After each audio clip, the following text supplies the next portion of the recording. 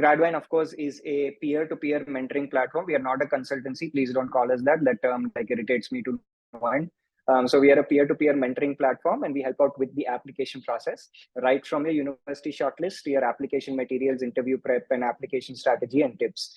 We don't have any affiliations to any university, in fact, or program rather. In fact, the brief to the speakers also is that we're not here to promote the MEM. It's all about giving very, very candid opinions about what they think about the program, their university, and their journey, and to give you a very, very realistic picture of the entire thing, right?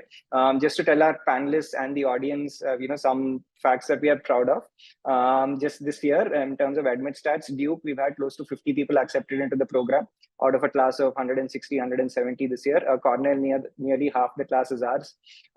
Dartmouth, out of 19 to 20 Indians accepted, 13 are Gradwine students. And I believe Johns Hopkins, we don't have panelists from there, but over half the class is ours as well. So yeah, I think if it's any all of you guys should certainly look no further in terms of getting a consultation overall.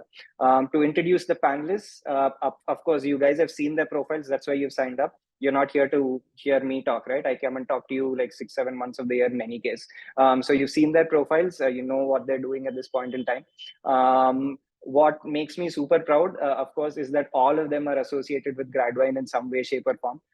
So Abhishek, Kajal, and Shikaj have been Gradwine students in the past. Shikaj has been a Gradwine student. He has mentored students very successfully in the past years.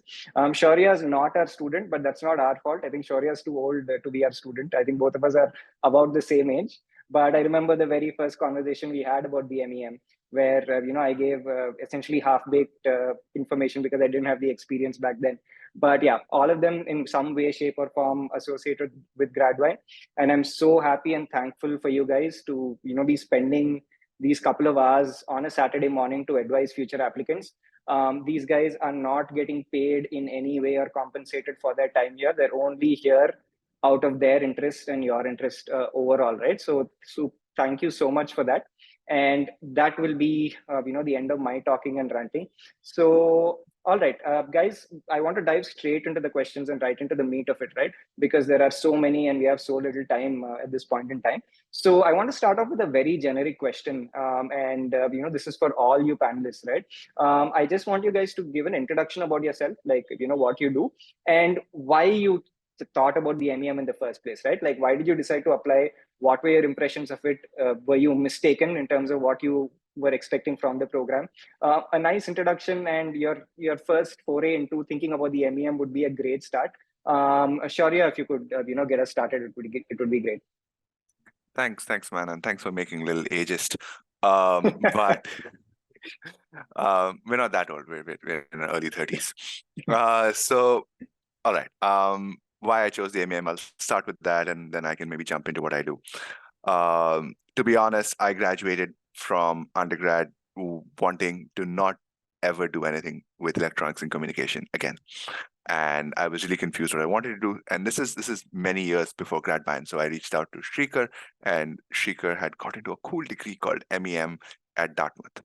And Dartmouth obviously was a great school. So all I knew was I wanted to do something that was related to management, something that was related to engineering. And at that point, MEMs were quite nascent. They were 3 or 4 year old degrees. Some of them were older, but a lot of the degrees and programs that were coming up were quite nascent. Like Columbia. And I ended up picking the one at Columbia because it's hard to say no to Columbia. So that's kind of been my trajectory. And when I joined the program, of course, I realized very quickly that it's an amazing ecosystem that combines the best of at least at Columbia, it combined the best of mathematics and the best of the business school, contributions where you learn from that class ecosystem where you have case study based approaches and things like that. I did not know much of this before I went into it. Now, of course, there is much more information available and all of this kind of stuff, right? But I chose MEM because it was definitely at the right intersection of the two skill sets that I wanted to build out. My technical background, as well as improve it and augment it, as well as, of course, be able to talk comfortably about business, understand how business decisions are made, and it marries the two quite well. what I do. I started out as a data analyst at the UN, and now I manage a product at the UN, which looks after decision intelligence and risk intelligence with a team called the Crisis Bureau at UNDP. What we do is whenever there's a crisis, be it a natural disaster or a war or protests or riots or election violence or any number of these kind of conflicts, we have a product that can be deployed to build out risk models used to track the risks to said country when the crisis hits. It's definitely, I mean, obviously it's a data-driven decision intelligence platform. So I think it's one of the most fun things that I've helped build out, and it's been quite an exciting journey so far. I hope that was not too long. I'll hand the floor back to whoever is next. Oh, no, that was, I mean, from the days of our MUN, I think you essentially made it, right? In terms of a dream job. So wonderful. Abhishek, Volvo, right? Go ahead, tell us what you do. Sure, yeah. So I am an iOS developer turned entrepreneur. Don't like using that term anymore. And now I'm a product manager, or at Volvo, we call ourselves strategic product planning managers because it sounds fancy. I used to make iOS apps during my undergrad. And also in my second year of undergrad, I started an edtech company. And all of that experience kind of made me realize I'm better with people than lines of code. I couldn't see myself being 30, 35 and sitting at a desk writing lines of code. So that kind of pushed me towards getting into more business side of things. And then I heard about engineering management. I think it was probably through Gradvine's posts on LinkedIn. I looked into it, found my dream school, and luckily I got into, well, second on my dream school list. And now I'm at Volvo. What I do is I'm specifically part of Volvo Trucks. So my role is looking after a portfolio of certain type of products for both Volvo brands in North America and also the interior of the truck. So what will it look like 10 years from now and things like that. Excited to be here and happy to answer any questions. Thank you, Shrikar. All right, thanks so much, Abhishek. So Shikaj, if you can, go ahead. I know Sure. Duke is probably the first MEM name that comes into people's minds. So yeah, they'd love to hear from you. Yeah, I mean, given the large batch size of Duke, I definitely had a lot of seniors who went to that program before me. So when I was in my undergrad in COEP Pune, there were a couple of seniors who actually were in that program when I was in my undergrad. And I had connected with them over LinkedIn just to kind of understand what the program is. And that is how, I kind of started understanding about MEM, about different types of universities who are offering this program, and just got interested into it. And then did my own self research and figured out that maybe this is the path for me going forward. So yeah, just that. But then I think our batch, Abhishek, me, we were the COVID batch. Like I had my admit in 2020, but then I couldn't go because of the pandemic, and then I had to kind of defer it another year. And during that year again, I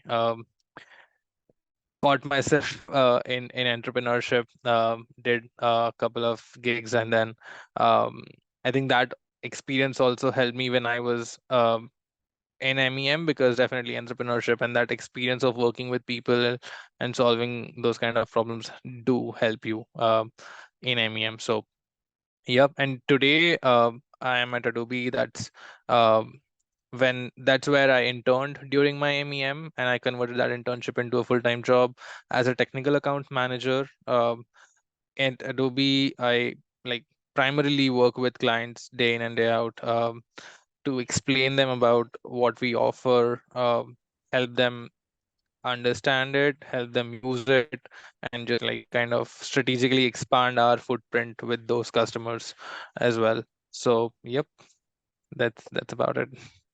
All right, thank you, Shikaj. And Kajal, before I go into the same line of questioning with you, I'd also like you to address a topic which I think a lot of attendees would be interested in, is how you navigated this job market, right? Which is probably, in my memory at least, since Gradwine existed, probably the most challenging over the years. So if you can, start off with what made you think about the MEM, and what you do now, and an insight into how that job search was for you. Right. Yeah. While you were asking, like all the flashbacks were coming to my mind. So let's start with why MEM. So I remember, I think MEM wasn't my first choice, to be honest.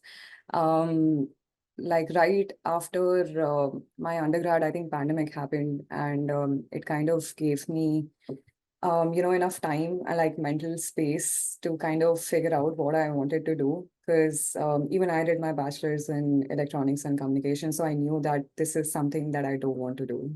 You know? So at least I was sure about like one thing in my life. So yeah, like after 2020, I just started, spending some time, and I think my first choice was MBA. So, and thankfully, my brother was, I think in first year or like second term of MBA, like in India. So, okay, I'm not sure if I'm audible. I can hear you. Oh, perfect. Oh, yeah, because I think Shekhar is kind of stuck. For me as well. And he's Should I gone. Oh, he's gone. Right. He's Yes. I don't know what happened, but I'm back. I'm sorry. You can continue. Okay, no worries, no worries. Yeah, I was planning to kind of take over and become like a host here, but good to see you back. So yeah, so I was saying my first preference was MBA, because my brother was doing that, and my dad was also kind of indirectly telling me that, oh, I can give CAT. So I gave CAT, I think, a couple of times, and I wasn't able to get like my, prime score that I wanted. But at the same time, thankfully, I saw what my brother was doing. Like I, went through his courses and like whatever he was, doing in the college.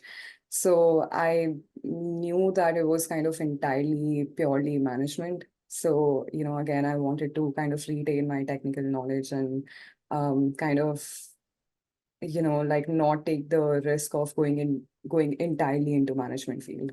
So yeah, that's where I started exploring, trying to find master's, option, whether in India or outside, which kind of gives me the flexibility of, choosing courses. So that's how I think I came across MEM. I think I was also considering data science. I was considering, business intelligence programs, and, MEM was also like one of the options. So yeah, like didn't happen, like it wasn't just like one moment where I realized, oh, MEM is the only option for me here.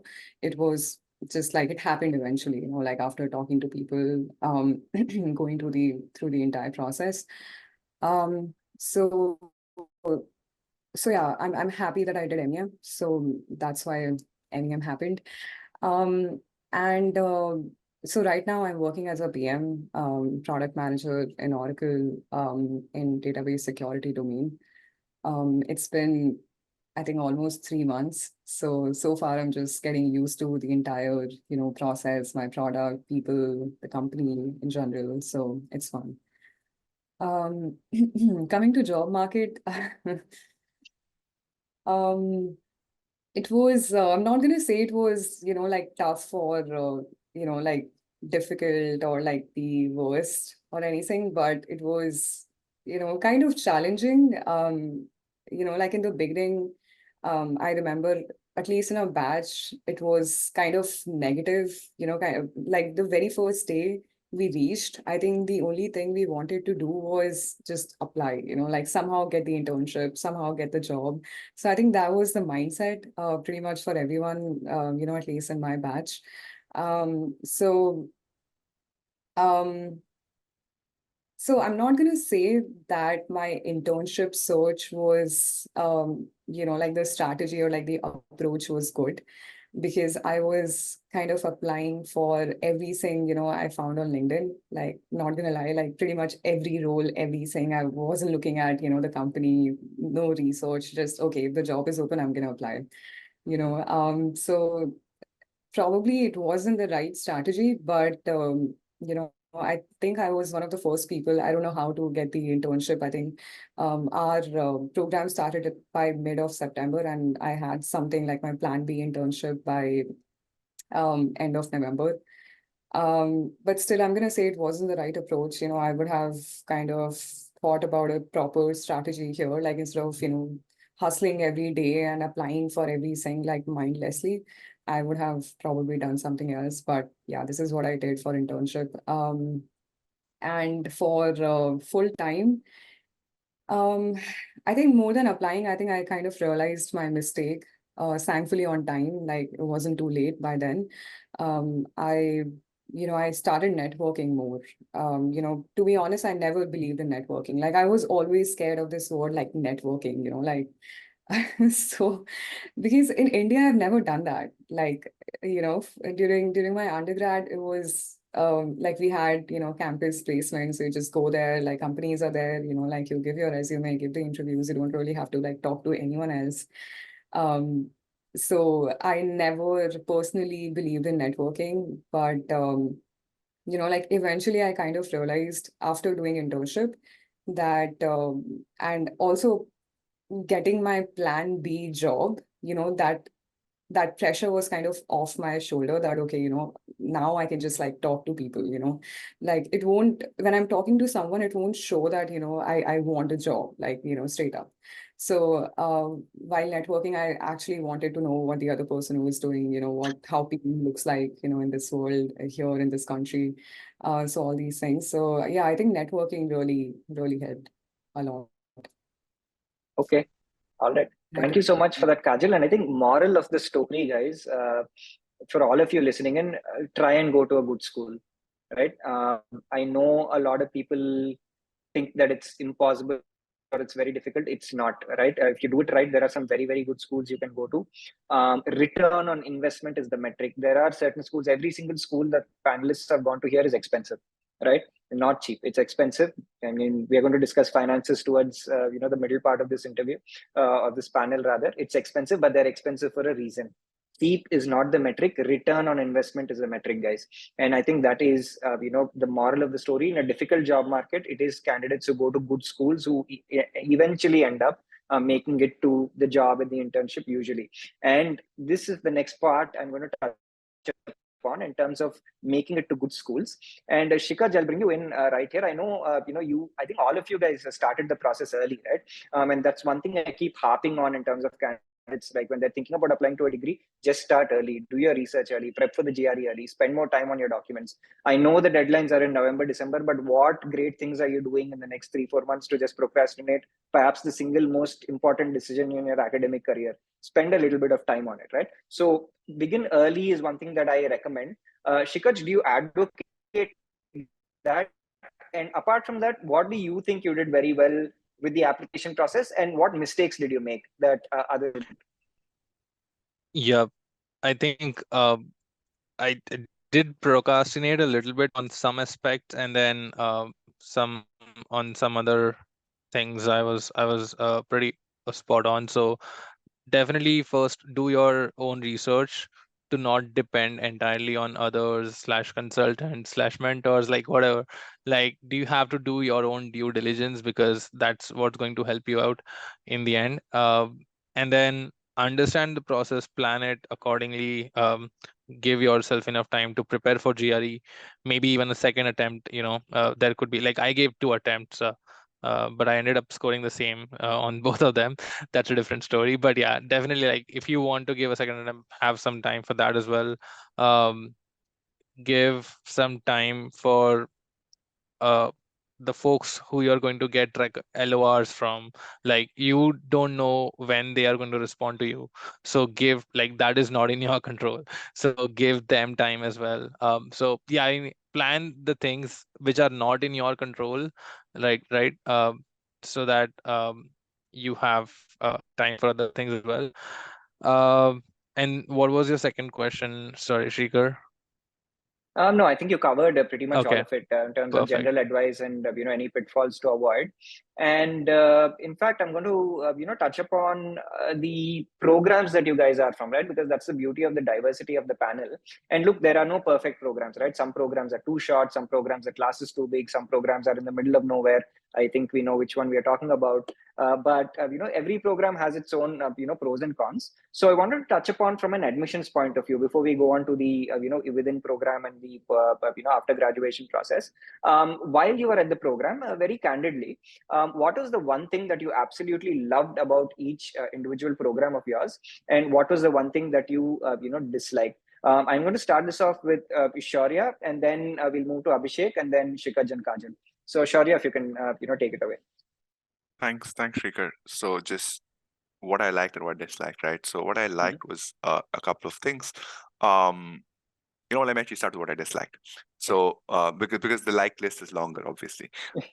So what I disliked was it was a very competitive class, in the sense I found everyone was significantly smarter than I was in terms of intellectual capacity, right? Now, these my classmates were largely IITians from India, and I wasn't. From other countries, they came from the best universities, right? So that was one thing that was a little bit daunting, right? Because you go into a class and everybody has done super cool things, and I had just done my undergrad, right? So I found that was one drawback. The other drawback was and this is more of a serious drawback, was that it was expensive. Colombia was expensive, man. It took me some time to realize that. And by some time, I mean a couple of years after I graduated, right? Because it was a very expensive program. So those are the two drawbacks, right? And the pros were, I think, much larger in number.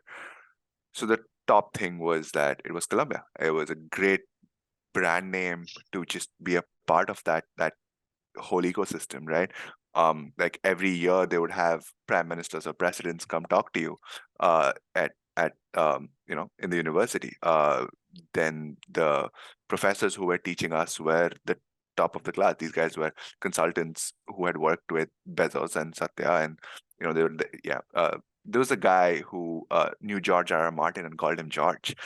So the kind of people that you were meeting were insanely smart. The other advantage was that the core of the Columbia MEM program is something called an operations consulting course. Now, this is a year-long capstone project that you get to do with some of the best universities, with some of the best organizations and companies. And this includes companies like Louis Vuitton, Standard & Poor's, Capital IQ, Bloomberg, Bill and Melinda Gates, a whole bunch of these. So I feel the core part of the MEM program, or MSNE program rather, at Columbia, was this course. It's a course that teaches you how to become a team player, because you're put into a team that's randomly made on the first day of university, and you have to work with that team to meet and work with real clients outside. So for me, I found that very valuable, because I didn't have the kind of work experience that a lot of the other classmates did, right? So I think that was a great course, and given that the whole program is structured around that, and you also get to take 1 or 2 credits in any course that you want. And when you say any course, Columbia again offers some excellent courses, man. Like I remember I took 1 credit just for fun, called Defense Analysis and Assessment, which is nothing to do with product or marketing or business or finance. It was just fun, right? And these were a bunch of former special forces dudes who were studying military warfare strategies with a professor who was at that point on the National Security Council of George Bush and whatever, right? So it was like these are experiences that you can't quantify in terms of rewards. Would that necessarily help me get a better job at a FANG or a MANG company? No, absolutely not. They wouldn't care too much. They wouldn't care at all if I did that or not. But I think in terms of subtle, tangible pros, these are some of the more non-quantifiable things. Apart from that, I think every one in the program ended up with a fairly good career path and a good trajectory. But that has less to do with the program and more to do with the fact that I graduated in a good job market. So, so that's nothing to do with the program. But yeah, I would say those are the pros, and the cons were it was really expensive. It was a very expensive program. Yeah, passing the ball back to you. All right. And, before we go to Abhishek, that's an interesting point you made, right? I think a very underrated aspect of these programs is how nice and welcoming everybody is, in terms of the faculty and the administration and stuff like that, right? Because I felt the same way. I had guys who did their undergrad at UPenn and a bunch of IITians, and I came from, tier 3, tier 4 in Hyderabad, nobody's heard of. And, I was like a little, sheepish saying, oh yeah, I'm from CBIT. And I remember Ross, who was at the program, he just said a couple of things that made me feel so welcome. He said, oh, that's a lovely place. We get a lot of strong applications from there. We love having people from that school every year at the program. And I knew not a single word of that was true, but it really makes you feel good, right, while you're there. So, all right, I won't take too much more time. Abhishek, if you could, take us through what you loved about the program, what you didn't like. Yeah. The first thing I'll mention is the location. That was the biggest reason why I went to Cornell. I know it's in the middle of nowhere, away from the city, but that is why I wanted to go there. We have 50 waterfalls in Ithaca. It's amazing. So yeah, for me, it was the location, but then of course, some of the points that the person before me mentioned, the brand name. I really felt that in my networking sessions, coffee chats, Cornell really helped in connecting with others on LinkedIn that went to Cornell. I thought that was also something that helped me in my internship, job search, etc. Other thing that I really loved about Cornell was the support. It's some of the things that Shrikar, you mentioned, how welcoming they are. I think it was my second semester, my GPA for some reason went to around 2.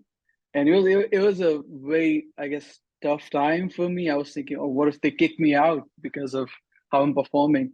But they understood I had some reasons, and they were very supportive throughout my journey. They said, take your time, it's fine, do it at your own pace. You can take the exams later. So I thought that was very supportive and made me feel home, away from home. But then, of course, with everything good, there's some things that are not so good. For me, it was the core courses. I'm not the biggest fan of decision framing.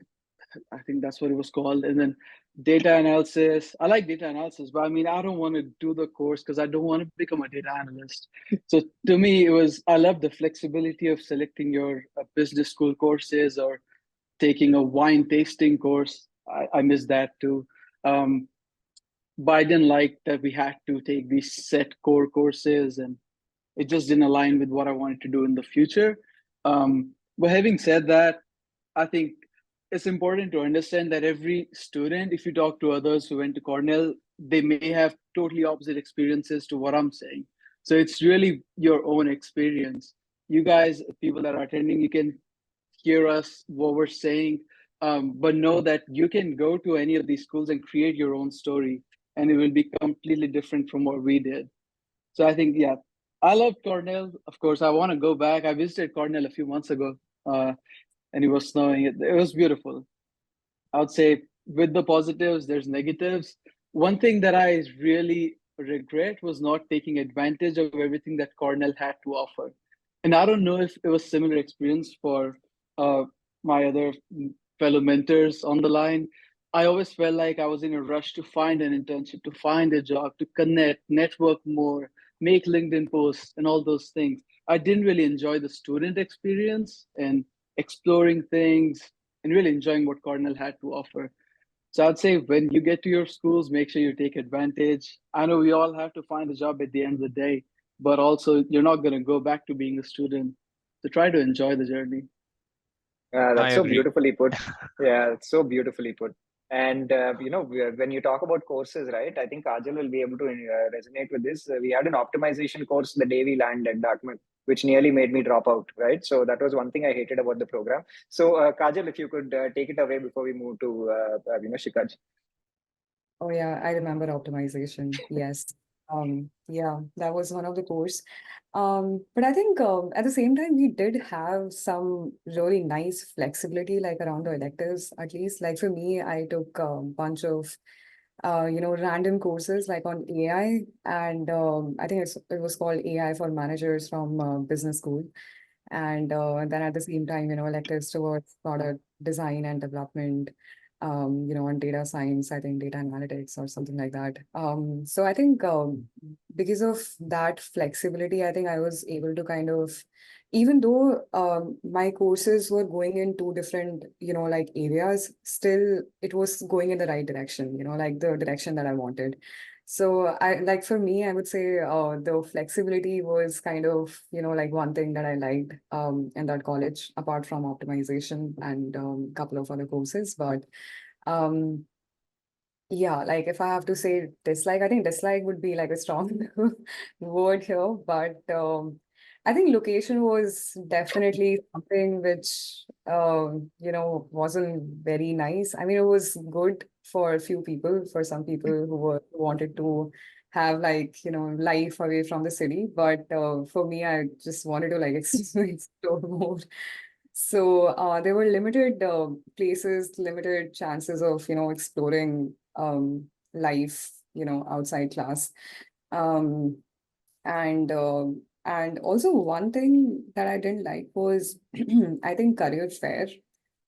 I actually had like, um, like massive expectation from career fair. Like I was, I used to prepare like list of all the companies visiting, the kind of questions I can ask them, if they have any opportunity, like all these things, like I was mentally prepared, okay, for my very first career fair. But it was, I'm so sorry to say this, but it was very, very disappointing. But then, yeah, like after that, I kind of gave up on career fair. So probably that area would be, that has a potential, of improvement. So, yeah.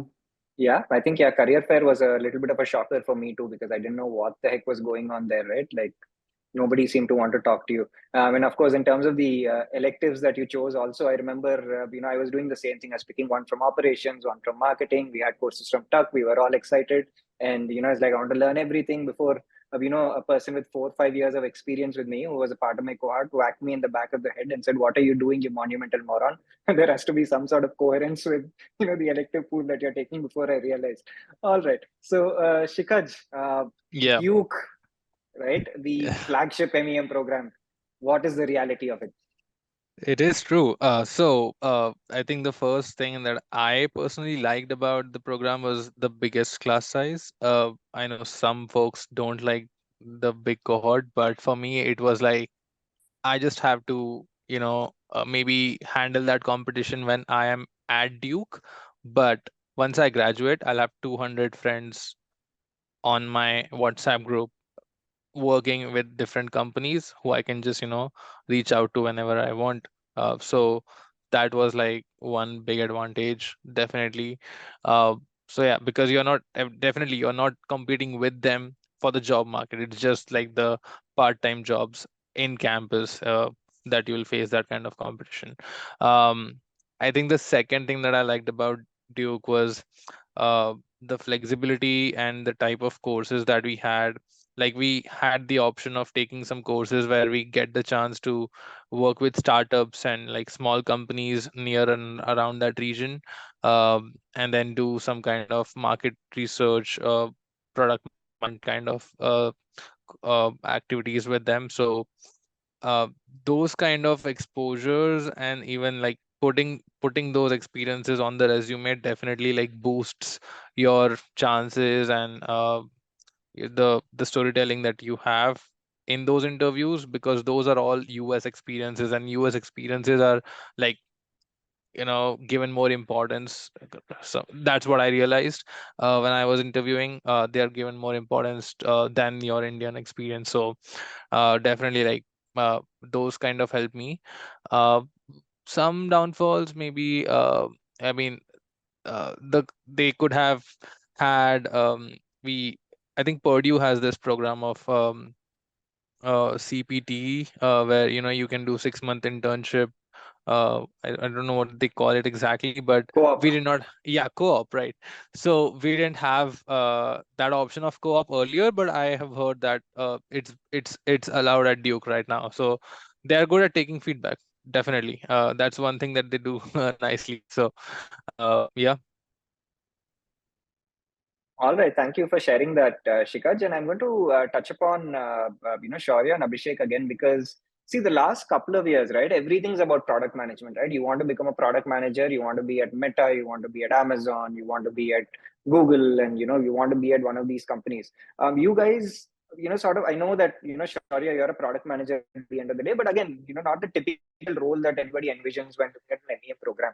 So, Shaurya, if you can talk to me about your path towards the UNDP, first of all, in terms of product management. I know you said you started as an analyst, and also in terms of since you've had a longer career trajectory compared to some of the other panelists here, do you feel the need for an MBA? Like, straight question to you at this point in time. Do any of your peers feel the need for an MBA? So if you can just talk me through briefly, to your path towards the UNDP, and slightly unconventional, and where you are going in terms of the MEM helping your career trajectory. I think it will be helpful not only for the attendees, but for the other panelists as well. So yeah, if you can start off on that. Sure. So let me actually break down that question, right, into two parts. The career trajectory part, and would it help with the MBA, right? So I feel let me start with my career trajectory, because I think that's a shorter spiel. So I started out, I worked in a small boutique management consulting. So out of MEM, everyone went into either management consulting or product management, and I chose the former over the latter. I did that for about 6 months, and I realized that I got an offer from the team that I'd interned with at the UN, which was also a management consulting kind of an internship, just in-house at the UN, looking at strategy and ops. Very traditional management consulting, strategy and ops, where you look at and then advise in-house clients and similar platforms. So then they hired me back as a data analyst, a very typical data analyst role, where I had to work with implementing a strategy and doing the data analysis to implement the strategy. We were looking at implementing environmental performance management system, which is again something that a lot of companies just do, right? EY, Deloitte, KPMG, McKinsey, all of them help implement similar systems to different clients. We were just doing it in-house. And then I transitioned to this other team at UNDP, which was doing data science or data as a service to a variety of different in-house clients and external clients. So our clients would be countries. So it's been a very management consulting-y, client-oriented role. And I think about 4 years ago, 3.5 years ago, we realized that this is not sustainable at scale, because in the UN ecosystem, funding does not necessarily work in the same way as a regular company's funding would work. So we decided to move towards a more product-oriented approach than a client and sales-oriented approach, right? And I think this was very interesting, because I feel in traditional product management, unless you end up at already a product company, this transition is something you will face if you ever join a startup, or if you ever join any other organization, which is transitioning from a traditional sales-led organization to a product-led one. And this transition I found was one of the best learning experiences that I could have asked for, right? Because I got to lead that transition from us being client-oriented and service-oriented to becoming more product-oriented. And then, of course, build out the product roadmap, product strategy, product vision, product discovery, all the usual product management stuff, right? And then build out the product and actually deploy it and grow it from not only 0 to 1, but also 1 to n. We're at the 1 to n part now. So I think it's been a very interesting journey also in the ecosystem that it's been in, because our metrics are slightly different. Our North Star metrics for measuring success and measuring our OKRs or KPIs are quite different from most traditional organizations, but also very similar at the same place. It's just that we wouldn't look at necessarily revenue, but we would definitely look at user growth and like nuances like that, right? So that's been my career trajectory. Now with regards to an MEM being helpful or an MBA being helpful, right? I'll just be blunt and honest. Why are you doing a master's degree in the first place, right? Usually, most Indian students go into it with 3 reasons, right? And everybody has a different priority metrics around them. So one is you really want to increase your knowledge base and you want to increase your technical skills and capabilities so that you position yourself better in a job market.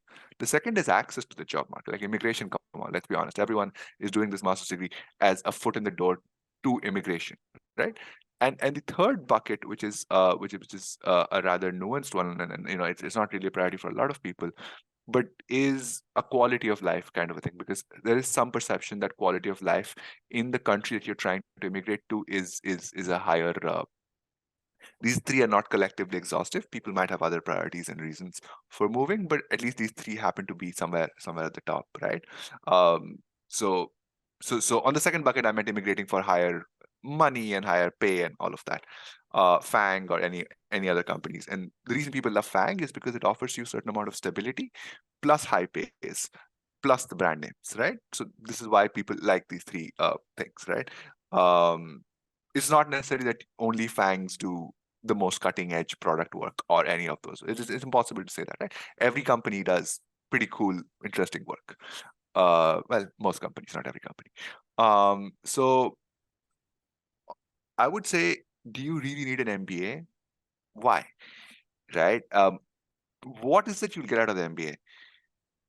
If you think your immigration perspectives are being challenged in a way, there are other ways to solve your immigration problems, right? Do you feel that you're not going to now if you've ended up in a very specific and niche role that you can't get out of, an MBA might be a decent consideration, but you got to account for one thing.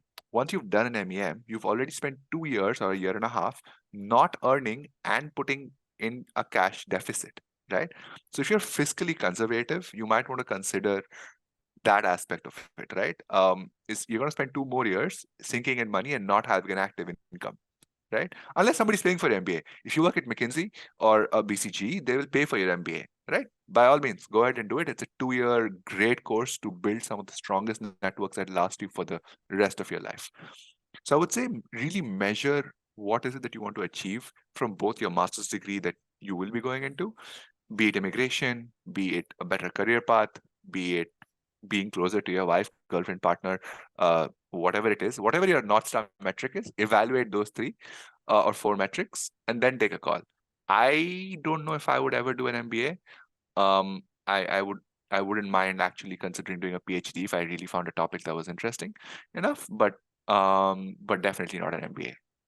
So you don't feel the need for it from your perspective? No.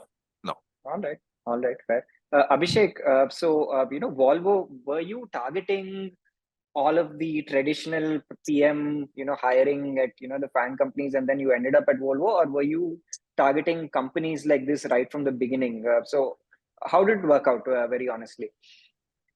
Yeah, so I'm not supposed to be at Volvo. It's not my background. I was into cars, but this kind of product, I should be at, I don't know, Spotify, those kinds of products where you have more software, because I used to make iOS apps.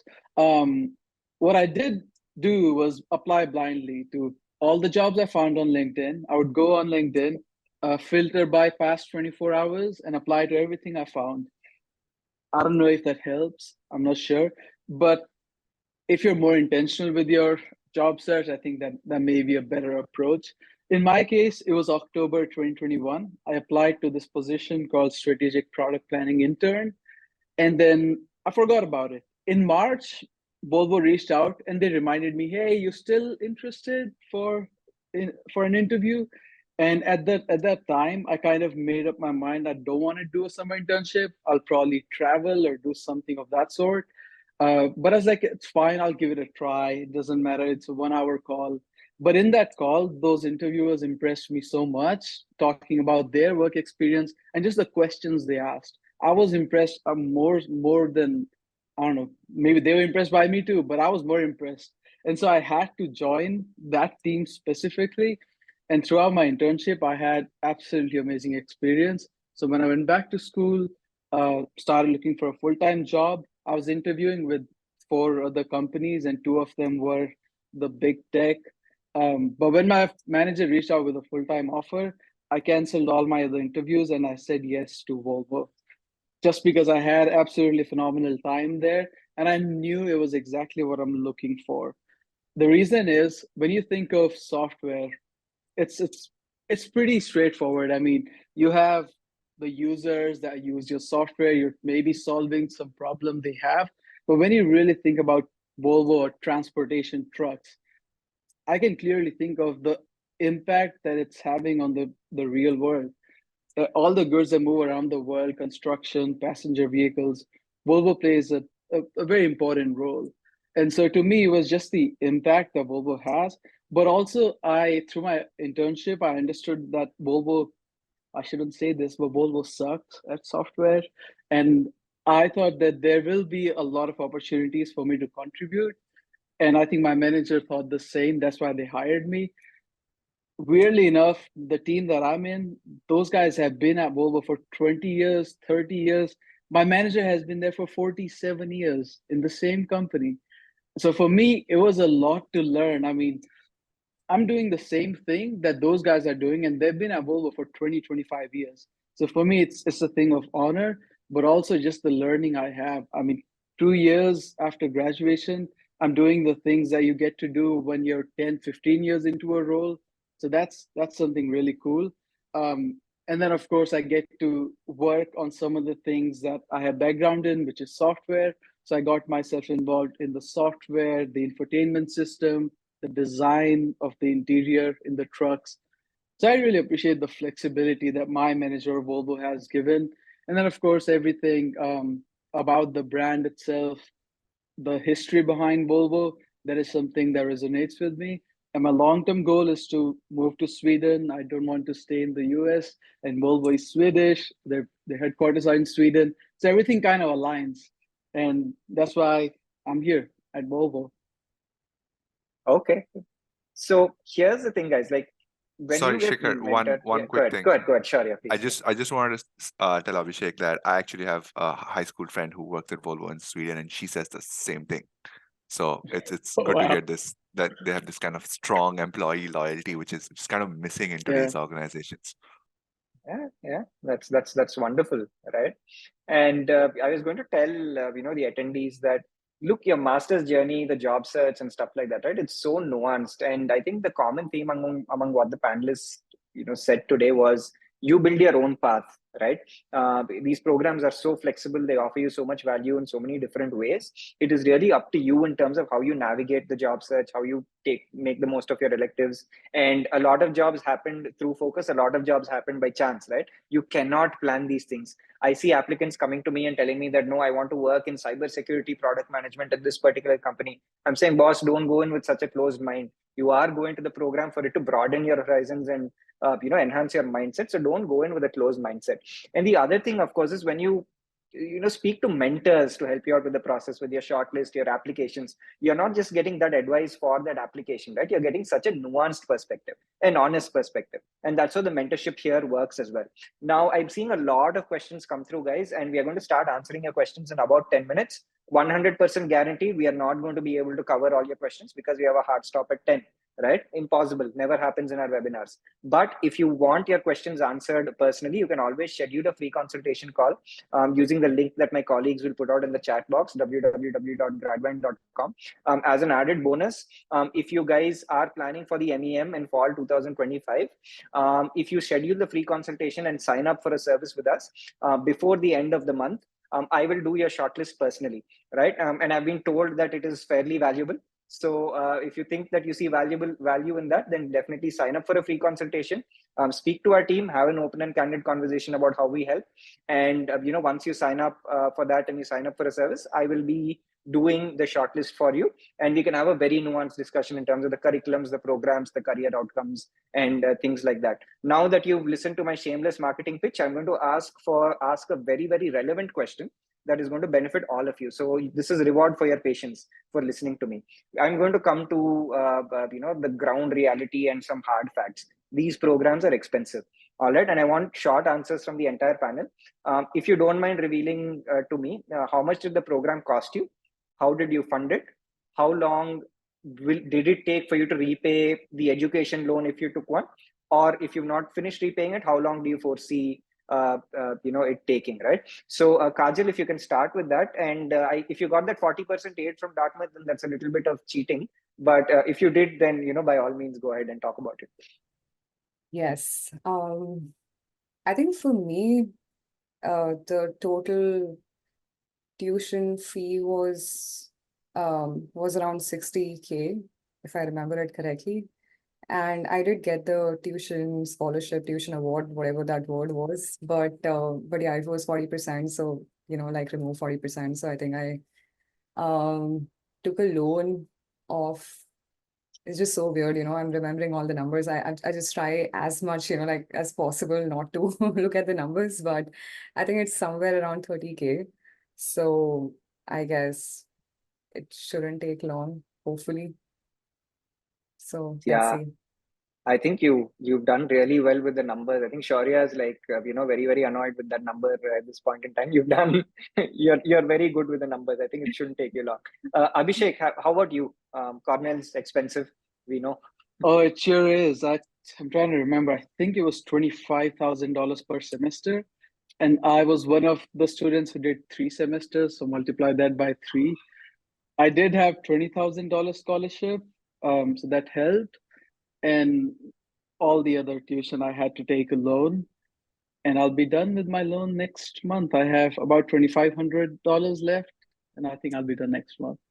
All right. And how long is that since you graduated? I graduated December 2022. So it's been right. 16, 15 months. That's pretty solid, about just over a year. Shikaj, how about you?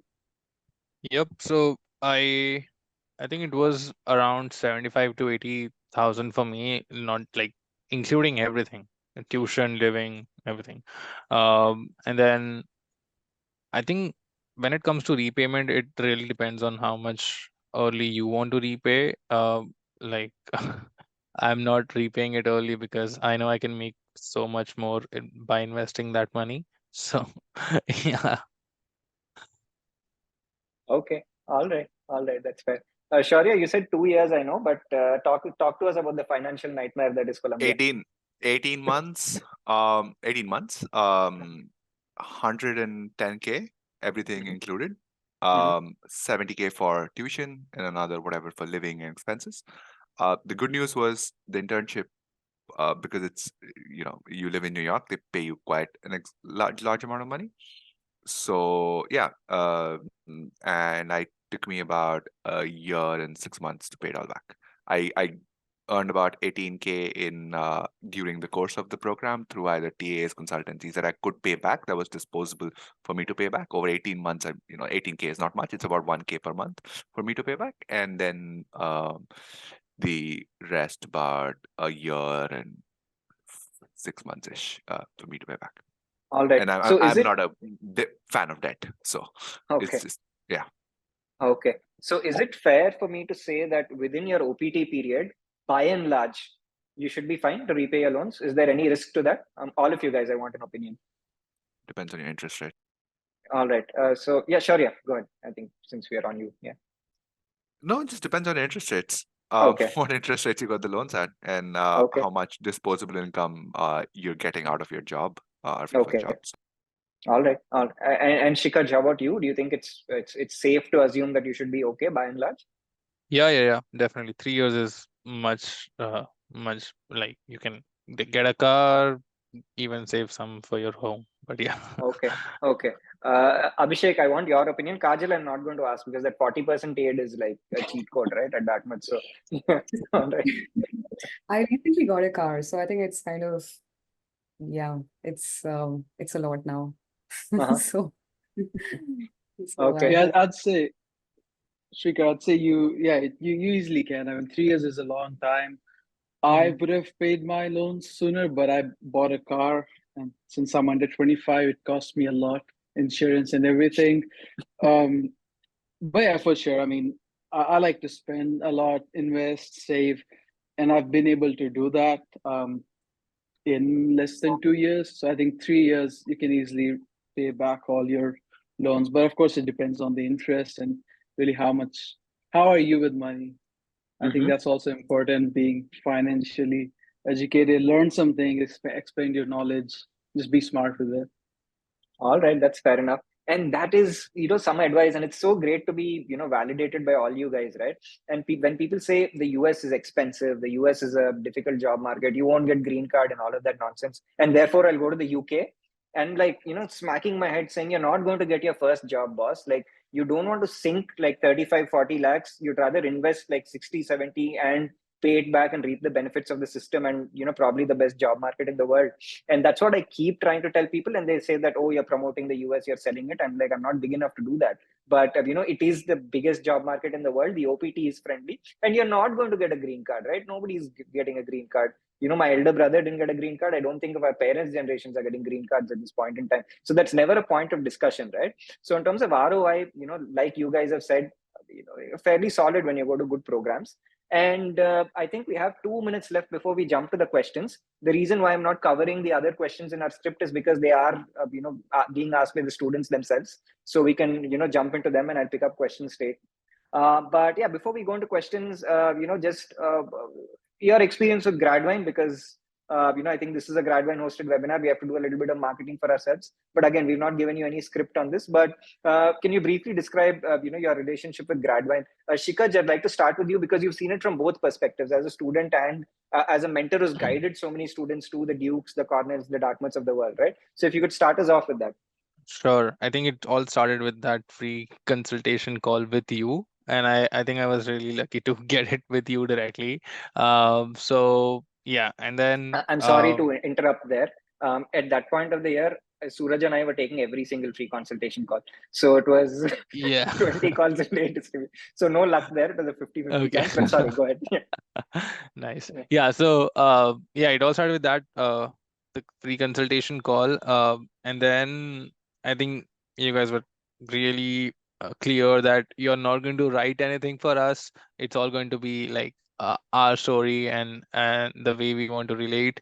And the fact that we were able to connect with people who are studying in these schools was really helpful as well, because they really knew what worked, what doesn't work, and they were in touch with some of the professors, in the university, and they knew like what kind of profiles or candidates do they look for. So I think that is very valuable insights that you don't get out anywhere else if you're not talking to people who are studying there. So definitely recommended. And the experience of mentoring people as well is amazing. Like, once you go through this process, come here and then mentor people, and then they come here and you guys kind of have a coffee chat in person. That's amazing feeling as well. All right, thank you. Kajal, if you can, go ahead. I think from a student's perspective only, we hope to have you mentoring with us this year if you have the time. Sure. I think for me, the entire process of, applying for the master's, I think it was entirely new for me. So I had all the information like in bits and pieces, doing my own research in the beginning, but it was kind of overwhelming, like on my own, doing everything. But I think with Gradwine, I think the process was kind of streamlined. Like I knew what all things I have to do and when I have to do, right? So there was like constant guidance, I believe, which I got, whether I think it was for writing the LORs or, SOPs, which is like the biggest, part of the application. So even though I had to write my own experience and like my own journey, for SOP, but I think it went through like several rounds of iterations with people at Gradwine. So I think it really did help. But I think for me the biggest part was the mentor which was assigned to me. I think it was Anirudh Menon. We just made him famous. I think he graduated from Dartmouth, if I remember correctly, and he was also a product manager at one of the big tech companies. I think Amazon. So like he was living the same life which I wanted to live, so so I used to ask all these silly simple questions, I want to go into product management, more into security, like what should I do, like just kind of not filtering out my questions and like kind of annoying him, every single day with all these things. So I think that really helped like a lot. For the first time, I felt that this is real, like even though I'm writing SOPs, LORs, which is fine, but this is actually gonna get me somewhere, because somebody is already there. So, so it kind of, Gradvine kind of made it real for me, in short. All right, thanks so much. Abhishek, Yes, go ahead and talk about your experience. Yeah. of course. Yeah.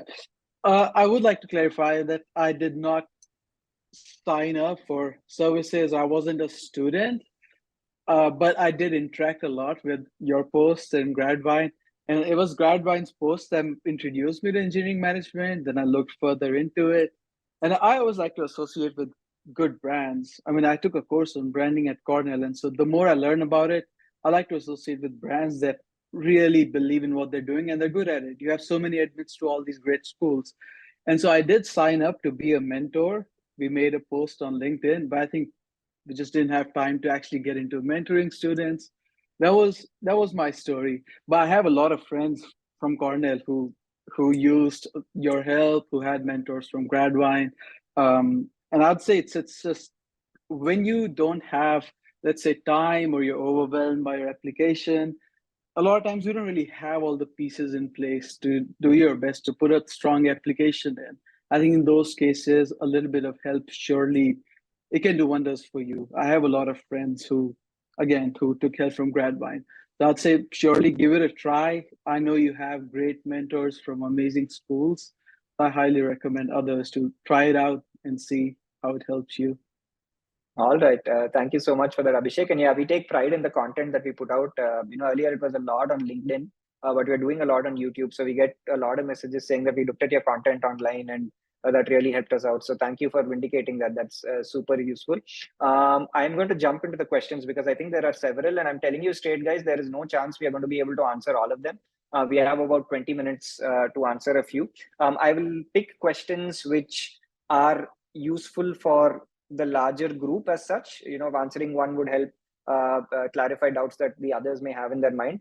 If we are not able to answer your question, you can schedule a free consultation call with us at any point in time, and you'll have somebody from the team who has the experience of guiding hundreds of students to the top of 4 or 5 MEM programs, like our panelists are from, and you can have that one-on-one consultation for 30 minutes.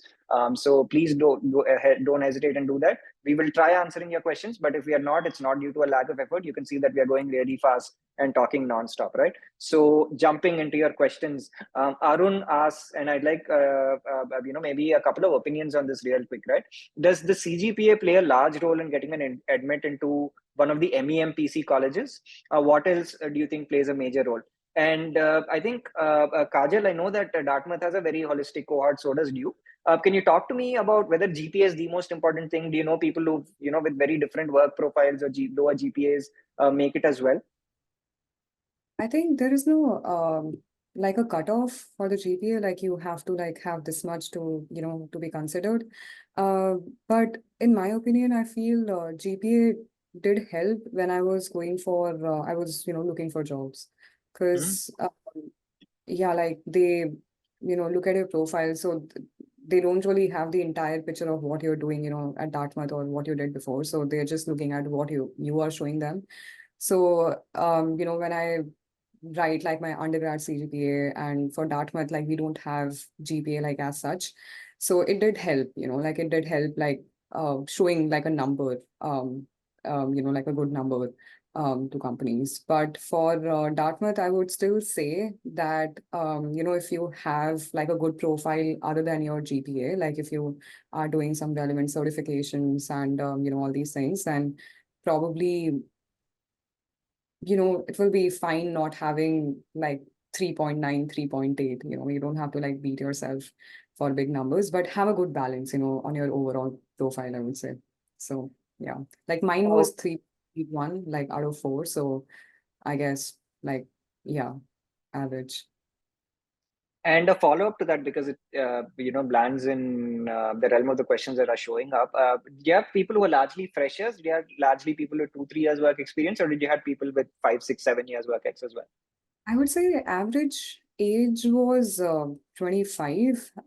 So pretty much, with 3 years, average 3 years of work ex, but there were also people with like 8 years or 9 years and people who were freshly, out of grad. So yeah, I think the average was 3 years, but for my junior batch, I've seen many people are like freshly out of undergrad college, like many people. So it was kind of a Okay. surprise.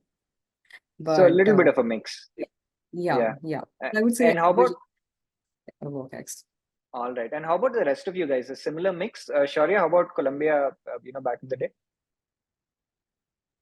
I would say really small number of freshers, like maybe there were eight of us out of a course of 80, so 10%. 10%. And everybody around the 2 to 3 years of work ex? No, Largely? yeah, the bulk, yeah. I would say Right. 60-70% would be that experience, and there's obviously more experienced people as well. Okay. And Shikaj, I know Duke welcomes a lot of freshers usually. That's been Yes. traditionally the go-to school. How about it? I've been a fresher myself when I got the admit. So I would say on an average, I've seen 2 years of work ex, 30% freshers, 30% people with like 5 years of experience plus, and mostly the rest 2 to 3 years of experience. So yeah, it's a good mix of in terms of experience. On the GPA, I do want to mention that when I spoke to the admissions team at Duke, they mentioned that they do not look at the number itself, rather they look at the number and the university as well, because a 8-pointer at an IIT is not the same as an 8-pointer at a tier 3 college. So they do look at that mix as well, because they have the history of people who came into these programs and their success rate at Duke. So, they do kind of correlate that. So there's a lot of number crunching that goes behind this as well. Okay. And again, a follow-up question, because I've seen this show up among a lot of attendees here. Is it very difficult for freshers to get a job? I can start. So it is fairly difficult to get a job, but for internships, companies do prefer freshers because they are easily moldable. They have that kind of vibe of an intern, rather than like people with 3 years plus of experience. They just I've seen them being rejected because they are highly qualified for being an intern. That's what I've seen. Okay. And Abhishek, what's your perspective on freshers getting jobs after the MEM? Yeah, so I was a fresher myself too. I'd say, so my mindset is a bit different. I think that if you're good at what you do, you're gonna get a job, no matter the market. There are gonna be jobs people need employees to work, right? But I would say at Volvo, I'm involved. I sort of managed our co-op and intern program, and there are candidates who are overqualified for our position. If someone has 5 years, 6 years of experience, I'm not going to even interview them in that case. So I think it really depends on the industry, the type of role. In general, people say it's hard to get into product management because you're kind of managing a group of people, engineers, developers, but still, I mean, you can find your role. There's APM programs if you don't have any experience, right? And then there's other companies who require 2 to 3 years of experience. Some are really strict about it. If you don't have more than 2, they're not gonna process your application. But some are not that strict. If you get the interview and impress them, they'll give you the offer. I have friends who got the offers in such cases. So from my perspective, I think it's very important, if you can, try to build your network and maybe presence online, because at some point recruiters reach out to you to set up the interviews. And I think that's the best thing, right? All right, that's wonderful. And yeah, I'm just going to take a couple of questions, right from a larger mentorship point of view. I know that people are talking about a question along the non-traditional MEM programs. I don't know what a traditional MEM program is and what a non-traditional one is in any case. But you mentioned places like UT Austin and the likes, right? Don't pick universities purely based on the brand. UT Austin is a weekend program, right? It's for people who hold full-time jobs and who want to attend classes when they don't have to work, right? As an international candidate, please don't go to such programs. UT Austin is a great brand, really wonderful. You get tempted, but don't do it, right? It's going to be difficult for you to find a job, right? You will get a visa, no problem. But the recruiters looking at you from such programs, potentially you have to sponsor H-1Bs, likely not going to happen, right? And every program, right? And this is something that I wanted to touch upon as well. The curriculums are different. Each one has its own flavor. Each one has its own elective pools. Each one has its own advantages and disadvantages. Some take you into largely operation and supply chain management roles. Some take you into more, man tech product management roles. Columbia, like Shaurya said, takes you into management consulting, which is a little rare among MEM programs, perhaps not the most obvious outcome from, a lot, right? So spend some time researching that overall. And yeah, I'm filtering the questions and I'm going to try and type out the answers for some. I think this one question, I know we touched upon it during the session. Can people from a tier 3 college, again, whatever that means, make it to any of the Ivy Leagues or, the top tier MEM programs? Would you guys like to go? I think, Shaurya, you mentioned, right? Yeah, of course you can. Sorry, just quickly on that. I have some rather radical views on GPA and things like this. To be honest, I think it's what Abhishek also said. It doesn't. I mean, at least I feel it doesn't matter after a point, right? It doesn't matter at all, because unless you have like a 1 point something GPA on 4 or like a 5 GPA out of 10, like unless you're like, you have a bell curve, right, of GPAs, and unless you're at the bottom part of that bell curve, unless you're there, I feel no one's going to reject you because you have at least in the US, no one's going to reject you because you have a 3.7 versus a 3.6. I think it comes down to more of a culture fit and a role fit when they do the interviews. I think the last 7 years I've interviewed a whole bunch of interns, staff, whatever positions, and the only thing that we look at is, can this person get the job done? I don't care if this person got a 3.6 or a 3.5 or a whatever it is in their grad school or undergrad. Even management consulting, when I was interviewing people for management consulting, which is a very GPA heavy kind of program, right? Even there, it's more matter of, can this person do the job? So don't overthink what courses, what GPA, what program, and things like that. Think more of what skills you bring to the table, and if the program will help you achieve your goals, rather than the other way around of saying, oh, if I pick these 3 electives, will I get a better PM job? No one's gonna give you a better job because you picked those 3 electives over the other 3. Yeah, sorry, that's a little radical, but I hope that helps. No, absolutely right. Can't agree more with you. It's all about portraying your own strengths in the best possible way, and I'm sure everybody has their own strengths, right? Another question that's a little different, and I think this, I don't know who to direct it to, so just raise your hand whoever has a strong perspective on this.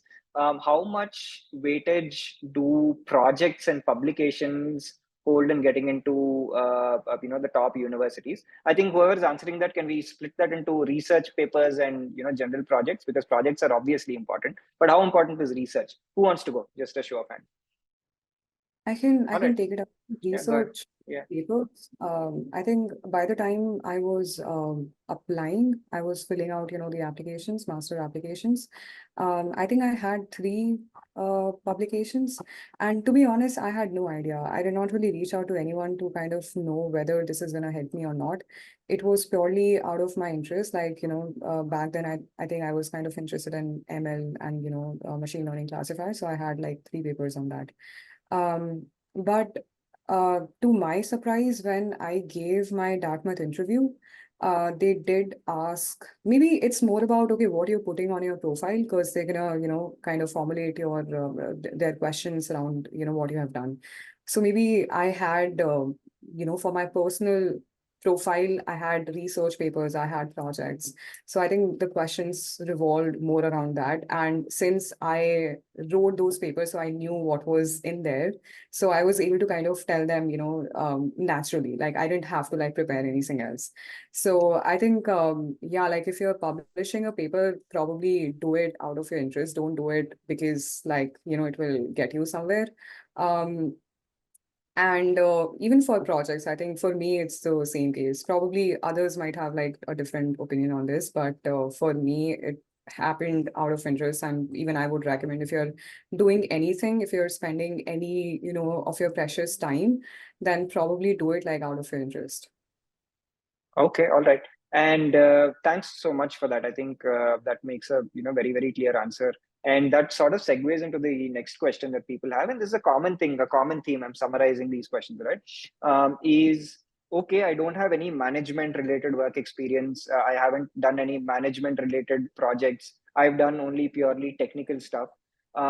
Is that a negative for an MEM applicant, or do MEM programs want to see good engineers and problem solvers in their class in the first place? Abhishek, do you want to give us a take on that? Yeah, I think the great thing about MEM programs is they're very diverse. Because I went to Cornell, so I can speak for Cornell. We had people who held great management positions. We had people who were pure engineers, and then of course people who are still trying to figure out what to do in life. So I think it's very holistic. The admissions, as long as you have, I'd say as long as you have a story that lines up to why you're doing this MEM program and how the program will help you connect to your future goals, and that kind of all goes into your SOP. I think you'll be fine either way. It really comes to later on when you're finding a job. Some employers might want to see some experience in that particular industry or those kinds of skills. But let's say if you're an engineer, you're a mechanical engineer, and you apply to Volvo, Tesla, or one of these companies, of course it's going to help you because you have that experience. But if you're applying to a pure software kind of company, I'm not too sure how much of that experience will help. But of course, there's always skills that can be kind of transferred from one industry to another. So back to selling your experience, your profile, and why you're a good fit for the role. All right. So I'm going to pick a question from one of our clients or other students. I don't like to call them clients or customers from the past year, and I'd like to take Shaurya and Shikhar's take on this, right? And very, very pertinent question. So Rishabh, I do have an admit from Duke, thanks to Gradvine for this fall. However, after talking to a few folks in this year's cohort, as well as a few pass outs, most of them have been suggesting me to defer the admit or apply for an MBA program next fall after completing 4+ years of work experience. Considering the tag for the MBA is global, whereas that of an MEM is not. So, I think we'll start with Shaurya because I think you touched upon this earlier while answering it. And then we'll talk to Shikhar because he can bring a Duke perspective. So, Shaurya, how are you looking at this question? That's a great question. And I would say two things. One is when you're in the program, and I think every alumni of a program understands this, when you're in the program, you're in this tunnel vision. Key, I need a job. I need a job when I graduate. I need an internship when I graduate. If I haven't gotten an internship by this month, this program is useless. I have wasted this much money in my life. I have wasted this much time. And life is worthless. I should have done an MBA. Okay. So there is that one perspective of tunnel vision. So whenever you're talking to people in the program, keep that people are in that rat race, right? We've been there. So keep that perspective is one way or another, unfortunately biased. If someone asked me at Columbia, I was like, oh man, I'm spending so much money, I'm not getting an internship. So keep that in mind. The second thing is, yeah, MBA is obviously a bigger brand name than any MEM program. There's no doubt about it. But the question is, what are you trying to achieve with this program? Are you trying to achieve immigration? Are you trying to achieve a better job? Are you trying to achieve MBA has bigger global value? Yeah. Are you going to come back to India and be a senior manager at whatever company that you want to work at? Do you need the global recognition, right? So evaluate it based on your metrics, right?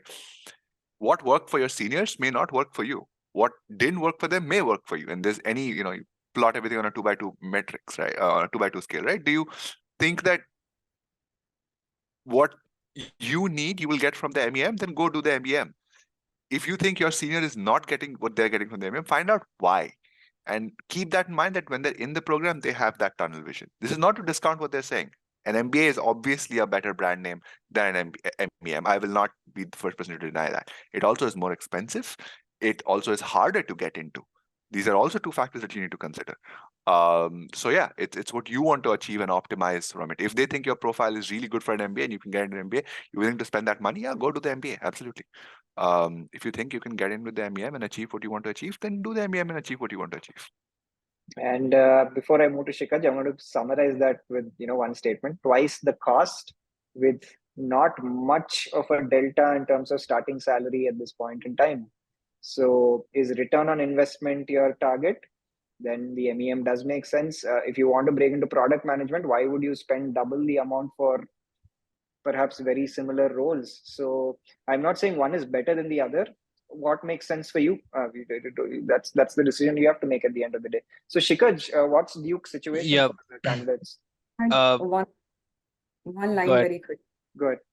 Also, if the market is bad, like people say, it's bad for all the programs, like not specifically for MEM, you know. So, so yeah, like because I've seen like MBA, you know, grads in Dartmouth as well, and it's like, yeah, if it is bad, it's for everyone, like irrespective Yeah. of the and all these Bang things. on. That's such a lovely point. A bad market with twice the amount invested in tuition fee. So, yep. Yeah. So Shikaj, go ahead. Yeah. Yeah, I think that question for Defril is coming from the point of view that maybe the future looks bright, but who knows? AI is coming up, taking away jobs, so we don't know how the future would look like. So it's better like if you have the admit, just fly out and take that chance.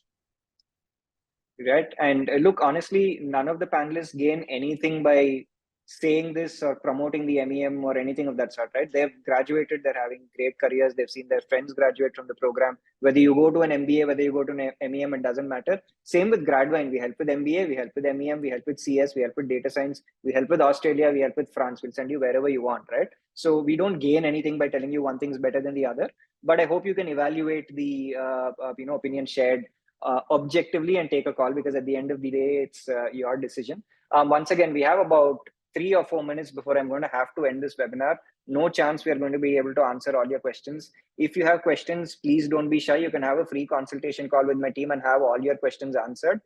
We will sell you things in the end, but trust me, the first 30 minutes of that will be giving you valuable advice, which you're not going to get anywhere else. So don't be shy. Our team is very, very kind. You can ask them all the questions you want on the free consultation, and you can have your questions answered. And before we wrap up, because we have 3 more minutes with the valuable panels time, I will go into a few specific questions here. Right. All right. I think this will benefit a large panel, and I think a couple of you guys can answer this. Can we get a roadmap of getting into product management for all of us who got into MEM this fall? Like how to get started, how to prepare for the role, how to interview.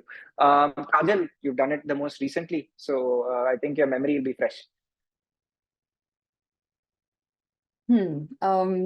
So I think, like I said, for internship search, it was not the right strategy, like applying for everything, kind of mindlessly.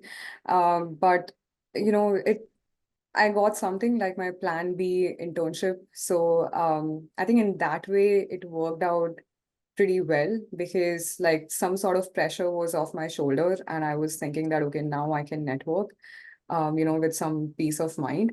And for full time, that's when I started talking and reaching out to more people, whether through LinkedIn or through, common contacts.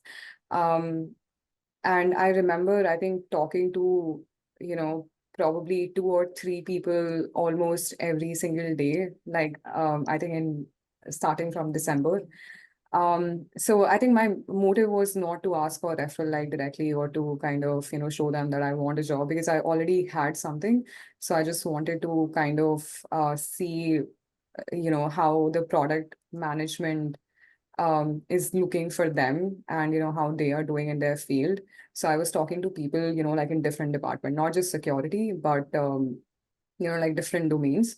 And after talking to people, there was one company, that kind of stood out for me, Oracle. And the person I networked with, I think our very first call, he was, kind of showcased the projects, that he was dealing with, and the team, and the company like as a whole. So it was very interesting. So yeah, like in short, I think networking really played a big role for finding and kind of navigating, through the current situation. But yeah, and apart from that, I think you have to be consistent, because, it's like a long journey. Like it will seem kind of short, just 15 months or 2 years long, but every single day, I think you have to put in effort, like every single day. And, having a balance of attending a class and, submitting your assignment and also networking and also applying for a job. I think it's a lot to do for a single person, but I think try to have that balance like as much as possible. To be honest, like halfway into the program, I didn't have a social life. I'm not proud of it, but I did not enjoy, what a college had to offer. But I think it happened on the right time, because for, let's say, 2 terms or 3 terms, I enjoyed my college life. But after that, I got serious because I knew that, okay, I have to be kind of strategic, because I'm just kind of all over the place. So I need to have a strategy, kind of prioritize, what I want to do, because I'm here to find a job first. It's fine, I can have a life after that. So I think I was consistent. Every single day I was doing something and I was making like small, progresses. So I think that's what like worked out for me, to be honest. All right. So it's an iterative process. There is no magic formula, guys, and you have to keep at it. I think that's the moral of the story. Be consistent and start early. And I think that's a wonderful way to wrap up the questions. Of course, I'd love to answer a lot more, but we are 2 minutes from our hard stop. And I had to take this time to thank all of you guys, first of all, for spending this Saturday morning, essentially. I know how it is like Saturday morning, especially Kajal, waking up a lot earlier than I'm assuming the rest of us. So really, thanks so much. I think it just stems from your desire to show up and help people, and I think that's such a wonderful, wonderful quality to have. And I'm really, really thankful, and I'm sure as are the rest of the attendees, that you did take out time and spend it with these students, irrespective of what happens and what decisions they take and what advice they get. I think you've saved a lot of them from so many misconceptions and so many pitfalls. They're going to listen to so many diverse opinions about countries they have to go to, where they have to get into jobs, people telling them they're not good enough to get into good universities. But I think your stories, your career path, and your honesty through it all will really, really add a lot of value to a lot of these guys listening in. So thank you so much for joining in for this MEM roundtable. Maybe if there is more demand for it, we'll try and do it twice a year instead of once a year, maybe later on during peak admission season. But I think thank you from the bottom of my heart, and it's great to have all of you guys together. Really, really, thank you so much. Thank you for inviting, Shekhar. Means a lot. Thanks, Trigger. It was a pleasure. No, my pleasure. Thanks, Trigger, and always good to talk to you. And Yeah. also meet the other panelists. So good to meet you all. Yeah, absolutely. You guys should Likewise. certainly connect on LinkedIn. Yeah. And thank you to everyone who attended. I mean, it's Saturday evening for them, right? And they're here. Yeah. It means a lot. Thank you. All right. Thank you so much, guys, for your time. I'm going to end this meet because I have a flight to catch. I will be in touch with you over text. All right. I'll see you guys. Thank you so much. It's been an absolute pleasure.